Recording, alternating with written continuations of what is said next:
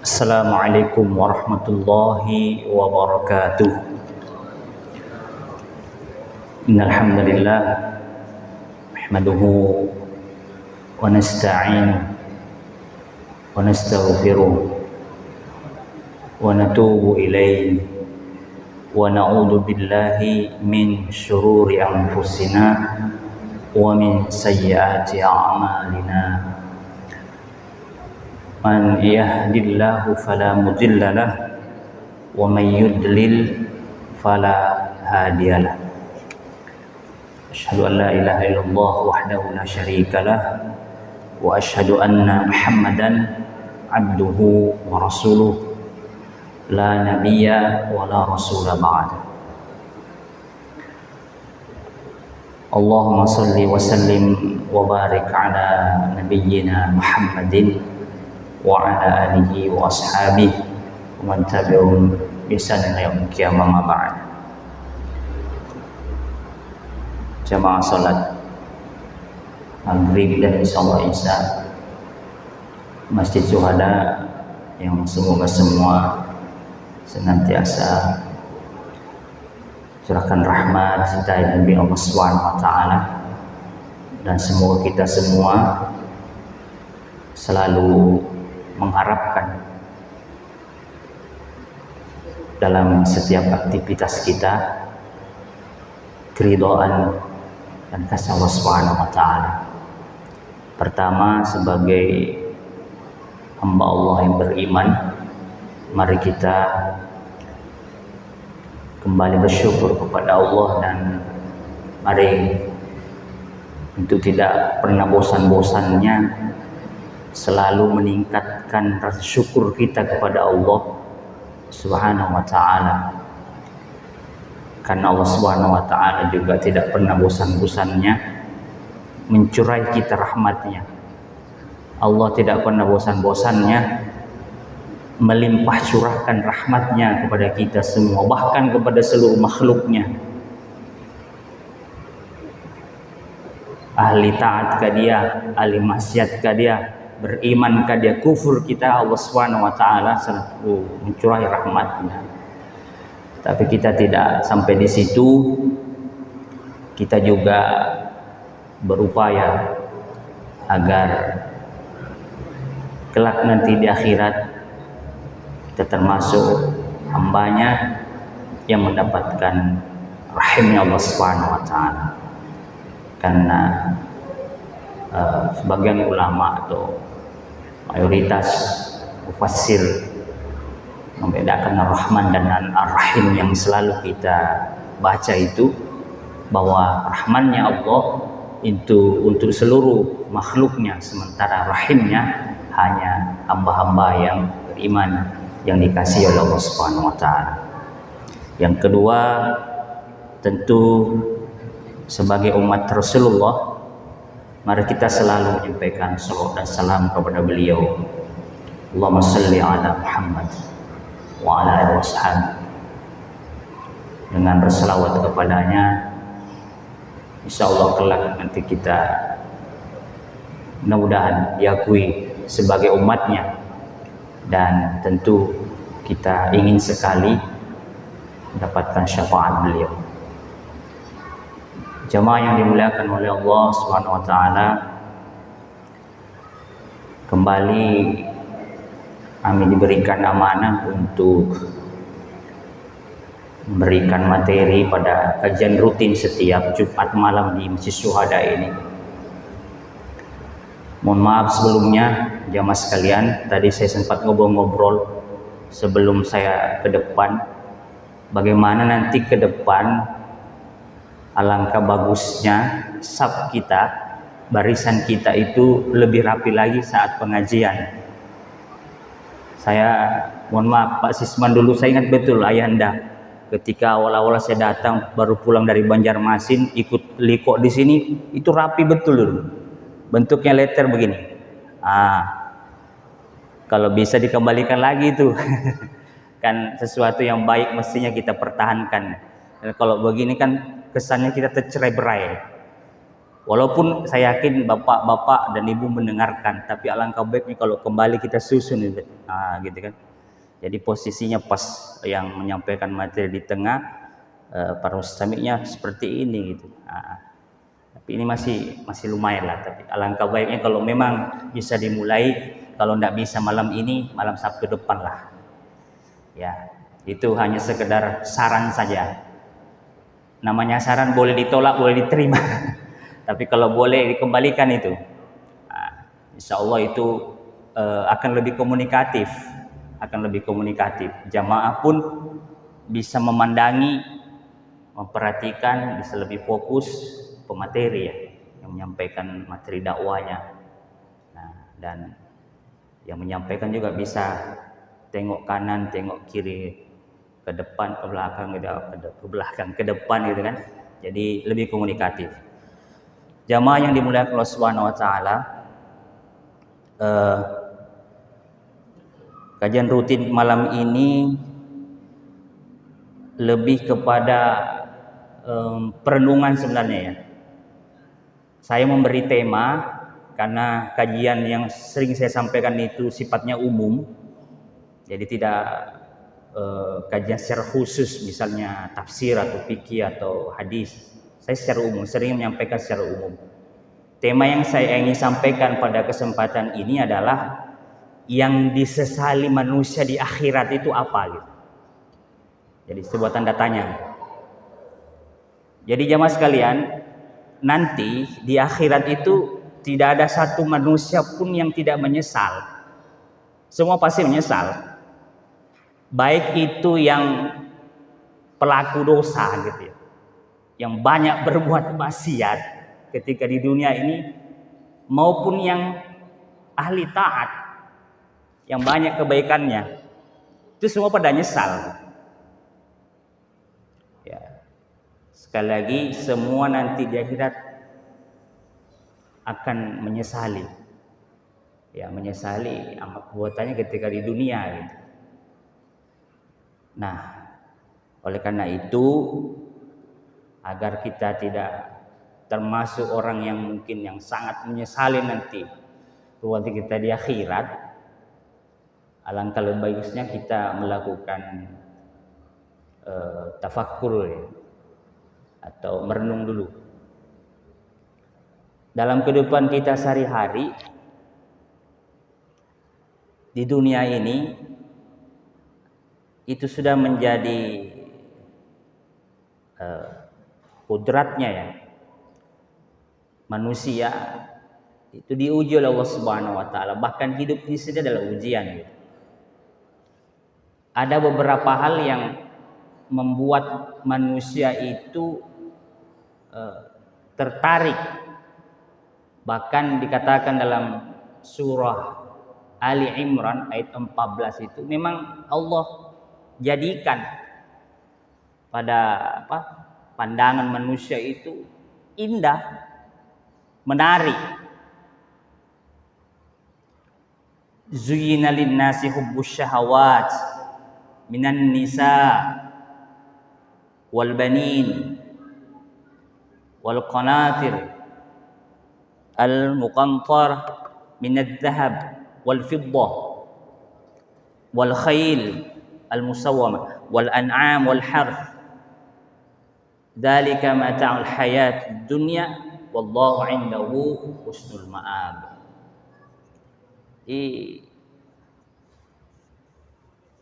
Firman Allah ini membuat kita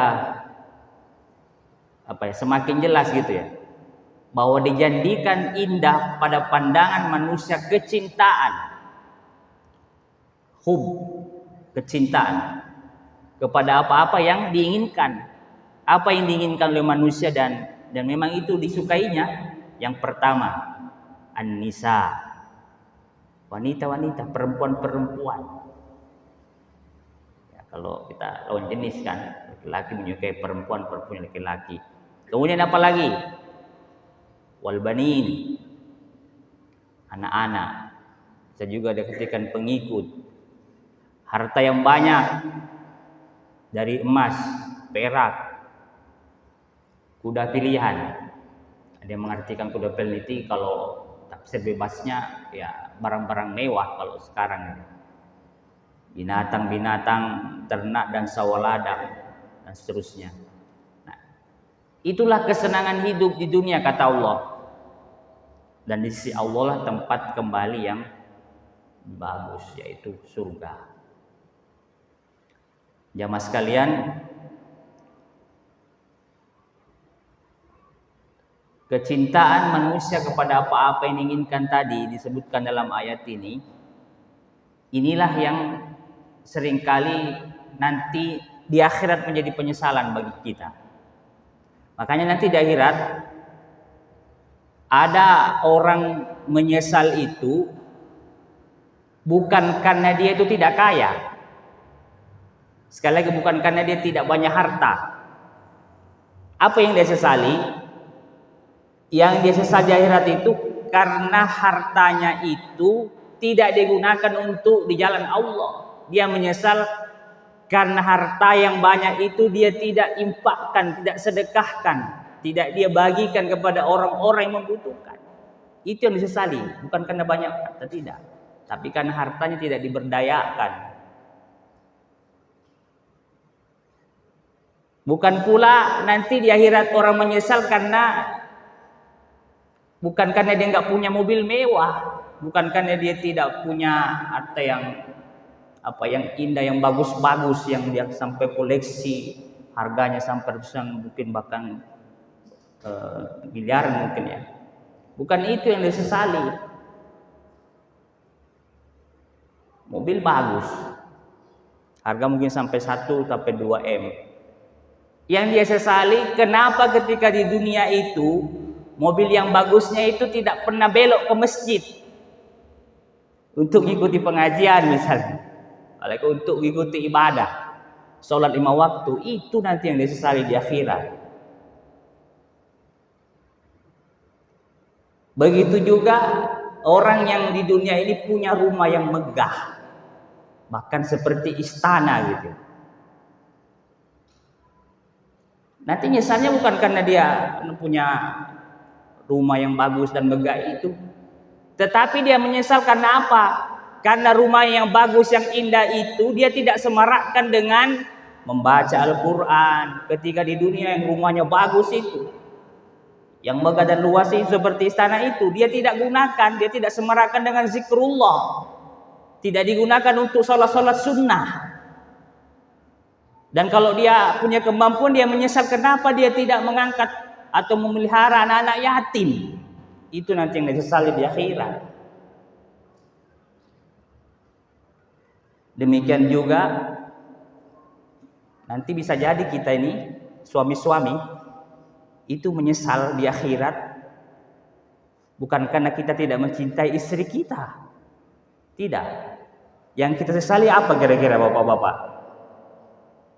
Kita menyesali bisa jadi karena mungkin kita sering menyakiti hati istri kita tanpa kita sadari.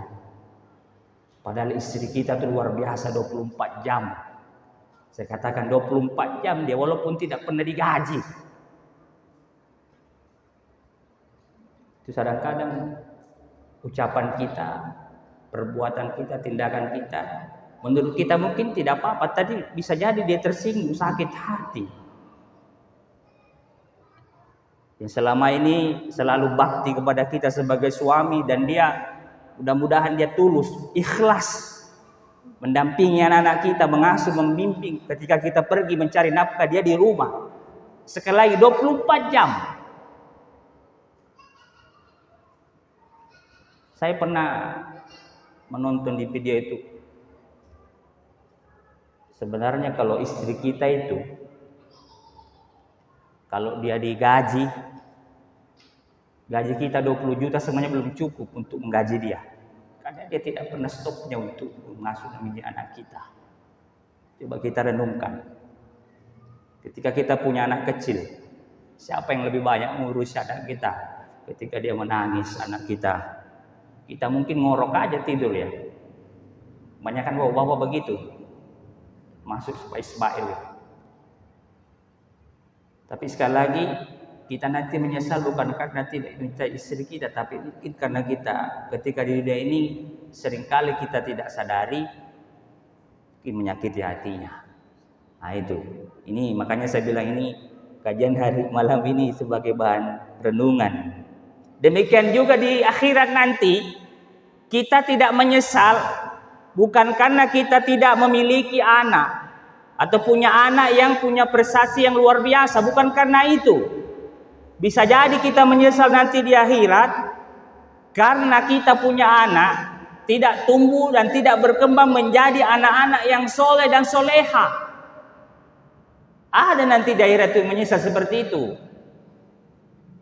Di dunia ini mungkin anaknya secara akademik dia punya prestasi yang luar biasa, ikut olimpiade, ikut kompetisi sains nasional, ikut kompetisi sains madrasah sampai juara nasional. Tetapi yang sesal di akhirat nanti, kenapa anakku nilai bahasa Inggrisnya bagus-bagus, matematikanya bagus, tapi sayangnya dia tidak dekat dengan Al-Quran. Kita berhasil membimbing mendidik anak-anak kita secara akademik, tetapi secara spiritual, perilaku agamaannya jauh dari nilai-nilai agama kita. Itu nanti akan sesal orang tua di akhirat. Nah, oleh karena itu jamaah sekalian, sebelum nanti kita mungkin sangat-sangat menyesal di akhirat, mari kita kembalikan. Jadi ujian yang Allah berikan kepada kita, yang rasa cinta kita tadi itu, yang memang Allah berikan kepada kita, kepada perempuan, kepada anak, kepada harta dan sebagainya. Boleh kita cintai, boleh kita miliki. Ya, tetapi jangan sampai semua yang kita cintai di dunia itu, satu, melebihi cinta kita kepada Allah dan Rasulnya. Jangan sampai Allah titipkan kepada kita harta, anak, istri, dan apapun yang Allah titipkan kepada kita, membuat kita lalai dari kewajiban kita kepada Allah Subhanahu wa Ta'ala. Itu intinya. Jadi cinta kita kepada harta, kepada istri, kepada anak, kepada apapun di dunia ini itu boleh dan itu lumrah. Bahkan itu kata Allah memang dijadikan cinta manusia kepada itu. Cuma jangan semua itu membuat kita sekali lagi lalai, menjadi kita lupa sebagai tugas kita, lupa misi kita. Allah ciptakan di muka bumi ini sebagai apa gitu. Nah, kadang manusia kalau sudah, mohon maaf, kalau sudah cari harta di dunia, menjalani profesinya, asyik dengan dunianya, kadang-kadang ada suara azan berkumandang itu kita cuekin. Bahkan kita berkata, toh nanti bisa dikerjakan setelah pekerjaan dunia ini selesai. Kan kita seringnya gitu tuh, kalau lagi lupa ya, di kantor kah kita, di mana kah, di pasar kah, ketika berdagang. Padahal kita butuh waktu berapa menit menghadap Allah, hadirin. Ketika kita zuhur misalnya di kantor, ada suara azan berkumandang. Allahu Akbar, Allahu Akbar. Yang sering terjadi, mohon maaf, yang sering terjadi ketika rapat dilaksanakan misalnya, kita break dulu ya. Kenapa tidak sepakat? Ayo kita bareng-bareng sholat dulu, nanti kita lanjutkan rapatnya. Mohon maaf kalau mungkin saya agak kaku tentang hal ini. Tapi saya salut salah satu instansi pemerintah. Ini baru saya dengar ya, saya nggak tahu betul apa enggak. Itu kalau waktu sholat tiba, itu semua stafnya suruh berhenti sholat. Bahkan saya dengar ini informasi nih, itu stafnya disuruh khuruj karena pemimpinnya itu dia pengikut salah satu organisasi yang, mohon maaf, memang suka khuruj keluar pergi memakmurkan masjid. Saya tidak usah sebut lembaganya. Tapi itu sudah banyak saya dengar informasi seperti itu. Itu luar biasa itu. Menurut saya pribadi itu sangat luar biasa. Jarang-jarang kita punya kantor instansi itu kalau waktu zuhur atau asar, minimal zuhur ya. Karena kalau kita di sini di pasar itu mungkin kebanyakan asar mungkin ya pulang ya ke rumahnya atau apa ya. Minimal zuhur. Kenapa kita tidak memulai? Apalagi kalau kita punya posisi sebagai pucuk pimpinan. Dikasih kesempatan oleh Allah. Nah itu kan. Namun maaf, biasanya kita kalau sudah tidak punya lagi kekuatan, tidak punya power, sudah nggak jadi pejabat, baru kita menyesal. Kenapa saya waktu saya jadi kepala dinas tidak memperlakukan itu? Kita kan punya kekuatan. Seringnya terjadi seperti itu. Nah, masya Allah kalau kita itu bisa lakukan, itu dampaknya kepada pegawai, karyawan itu luar biasa. Urusan dia nanti mau ngikut atau tidak, yang penting kita sudah punya komitmen bahwa ketika azan berkumandang, apapun pelakunya kita lakukan di dunia ini kita tinggalkan. Toh tidak memakan waktu sampai berjam-jam. Itu kalau kita sholat zuhur 10 menit itu sudah lumayan. Kadang mungkin 5 menit saja. Bandingkan dengan aktivitas kita di luar sholat. Nah inilah yang mohon maaf sering kita abaikan ini. Padahal kita sudah berjanji bagi bapak-bapak jamaah yang sering membaca doa iftitah, inna sholati wa nusuki wa mahyaya wa mamati lillahi rabbil alamin. Itu janji kita kepada Allah. Setiap hari kita ucapkan, ikrarkan di hadapan Allah, itu janji kita. Sesungguhnya sholatku, ibadahku, perjuanganku, hidup dan matiku lillahi rabbil alamin. Tapi begitu dalam kenyataannya, dalam prakteknya, kita lupa lagi janji kita itu. Akhirnya dunia kita, pekerjaan kita yang kita nomor satukan, bukan panggilan Allah. Ini jujur kita harus akui ya hadirin. Makanya kalau kita tidak mau sangat melesat di akhirat, mari kita kembalikan semuanya. Bahwasanya apapun yang kita cintai di dunia ini, jangan sampai mengabaikan kita, malah kita kepada Allah Subhanahu wa Ta'ala. Jamaah sekalian, Allah Subhanahu wa Ta'ala. Dengan demikian intinya, kita boleh jadi cintai apa di dunia ini sewajarnya. Cintai istri kita sewajarnya, cintai anak kita sewajarnya, cintai rumah kita, cintai mobil kita, cintai profesi kita, pekerjaan kita sewajarnya saja, jangan terlalu berlebihan. Karena sesuatu yang berlebihan itu, kata anak-anak muda, anak milenial itu, cinta berlebihan itu bisa buta gitu ya. Cinta buta. Sebab kalau sesuatu yang berlebihan itu memang kadang-kadang logika kita itu tidak jalan. Pikiran kita menjadi buta semuanya kalau sudah berlebihan itu. Nah, yang boleh, ini ada satu prinsip mungkin yang perlu kita pegang. Ini saya ada mengutip dari kata-kata dari motivator ya. Produksi sebesar-besarnya, konsumsi sekedarnya, distribusi sebanyak-banyaknya. Mungkin ini kalimatnya sangat gampang diucapkan ya.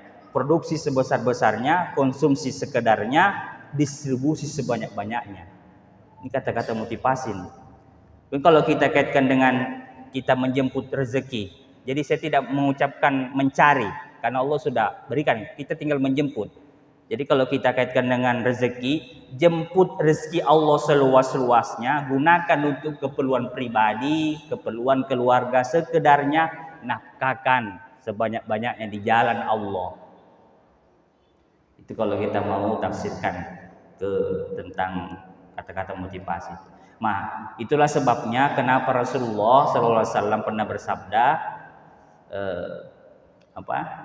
sebaik-baik harta adalah yang ada di tangan orang yang soleh. Nah, artinya kalau harta itu berada di tangan orang yang soleh, maka hartanya itu pasti lebih berpotensi untuk didistribusikan, dialirkan ke tempat-tempat yang baik dan tentu bermanfaat untuk sebanyak-banyaknya buat orang lain. Nah itu. Tapi ketika harta itu ada di tangan orang yang tidak soleh, ya pasti bisa dipastikan banyak dipakai untuk berbuat maksiat, melakukan kedurhakaan kepada Allah Subhanahu wa Ta'ala. Entah itu dipakai bersenang-senang, berpoya-poya, dan ya yang pastinya bisa jadi membuat dirinya sombong, bahkan mengaku setiap usaha, kekayaan, harta yang didapatkan itu tidak ada hubungannya dengan Tuhan. Ini semua harus kerja kerasku. Nah itu udah sombong itu, udah seperti Karun. Tapi kalau orang soleh tidak seperti itu. Jamaah yang dimuliakan oleh Allah Subhanahu wa Ta'ala, kemudian ketika harta atau apapun yang kita cintai di dunia ini itu kita bisa gunakan, kita manfaatkan sebanyak-banyaknya untuk mendekatkan diri kepada Allah, menolong sama saudara-saudara kita. Di samping kita menghidupkan sunnah Rasulullah ya, yang sangat populer, khairun nas anfa'uhum linnas, itu sebaik-baik manusia adalah yang memberi manfaat untuk manusia lainnya. Insya Allah harta yang kita miliki, ya, yang kita cintai itu, kalau kita gunakan sebaik-baiknya jalan Allah, itu akan menjadi timbangan yang berat, ya, amal kebaikan kita di akhirat nanti. Dan itulah yang akan menolong kita atas rahmat Allah Subhanahu wa taala, ya, sebagaimana yang selalu kita cita-citakan, ya, kepengennya ya masuk surga semuanya. Sebagaimana di akhir ayat surah Al-Imran ayat 14 tadi itu ya, ujung-ujungnya bahwa ya di sisi Allah ada yang lebih baik. Artinya perempuan, istri, anak, harta dan lain-lain, perhiasan dunia itu tidak ada apa-apanya sebenarnya dibandingkan dengan surganya Allah Subhanahu wa taala. Jadi di sisi Allah yang lebih baik itu adalah bagaimana harta yang kita cintai tadi itu, atau sesuatu apapun yang kita cintai itu, membuat diri kita tadi dekat dengan Allah, dan itulah yang menjadi jalan kita untuk masuk surganya Allah Subhanahu wa taala. Jamaah sekalian yang Allah Subhanahu wa taala, sebagai renungan terakhir, saya ingin menyampaikan sebuah kesimpulan di sini bahwa jangan sampai kita, ini terkait tentang harta ya, karena sering kita dengar ini ada kalimat seperti ini, bahwa harta itu tidak dibawa mati. Kita sering dengar itu ya Pak ya, harta itu nggak dibawa mati. Jadi kalimat ini sebenarnya jangan lagi kita ucapkan. Kenapa? Karena kalimat ini hanya berlaku bagi mereka yang memiliki harta hanya untuk petantang petenteng, kalau bahasanya Agim itu. Hanya untuk show, hartanya untuk pamer saja, pamer kekayaan, untuk menunjukkan kesombongannya di hadapan orang lain. Itu berlaku kalimat itu bagi orang seperti itu, bahwa harta itu tidak dapat dibawa sampai mati gitu. Berlaku bagi orang-orang yang hartanya hanya untuk dikonsumsi dan dipakai untuk berbuat dosa dan maksiat, melakukan kedurhakaan kepada Allah, serta hartanya hanya untuk dirinya, ditimbun dan sebagainya, dengan penuh kebakhilan dan penuh kekikiran. Nah, kalau kita tadi kembali, kalau harta kita dimiliki oleh orang yang beriman, orang yang soleh, tidak berlaku kalimat itu. Bahkan hartanya sampai di akhirat nanti bisa menolong dia, bukan hanya di kuburan, di alam barzah, tapi sampai di akhirat, yang menjadi dirinya menolong dirinya dan membantu sehingga dia bisa masuk ke dalam surganya Allah Subhanahu wa taala. Ya, man kana yuridul hayatad dunya wa zinataha nuwaffi ilaihim a'malahum fiha wa hum fiha la yubkhasun. Ulaika alladziina laysa lahum fil akhirati illa an-nar wa habita ma sana'u fiha wa batilun ma kanu ya'malun. Barang siapa yang menghendaki kehidupan dunia dan perhiasannya, niscaya kami berikan kepadanya balasan pekerjaannya di dunia dengan sempurna. Jadi kalau ada orang yang menghendaki dunia dan perhiasannya, Allah kasih memang. Dia kabulkan, kasih semua dia di dunia. Sempurna lagi. Jadi kalau ada orang keinginan kita itu dunia, Allah kasih. Kalau kita ketemu jalannya dikasih oleh Allah. Karena ingin dunia, Allah kasih. Coba lihat teman-teman, saudara-saudara kita yang memang niatnya hanya dunia saja, dikasih berlimpah itu. Dan mereka itu tidak dirugikan sama sekali kata Allah ya. Di dunia ini. Itulah orang-orang, nanti di akhirat apa yang didapatkan? Itulah orang-orang yang tidak mendapatkan apa-apa di akhirat illan nar, kecuali an-nar, neraka. Jadi kita tidak perlu iri, tidak perlu apalagi sama orang-orang yang memang orientasinya duniawi ya. Kita tidak perlu ini. Memang Allah kasihkan ya, secara sempurna lagi, tapi mereka nanti rugi di akhirat. Kenapa? Karena dunianya, hartanya itu nggak bisa menolong dia dari dasarnya api neraka. Itulah orang-orang yang tidak mendapatkan apa-apa dari neraka, dan lenyaplah di akhirat itu apa yang telah mereka usahakan di dunia, dan sia-sialah apa yang telah mereka kerjakan. Jadi orang-orang yang dunia oriented, tidak ada orientasi akhiratnya, dia memang dapat dunia, tapi di akhirat apa yang dapat dunia tidak ada sama sekali bisa menolongnya nanti di akhirat. Semua yang diusahakan di dunia itu sia-sia semuanya sia-sia. Amalnya pun termasuk itu, walaupun baik amalnya, tapi karena niatnya hanya dunia saja dapatkan. Di akhirat nggak dapat dia.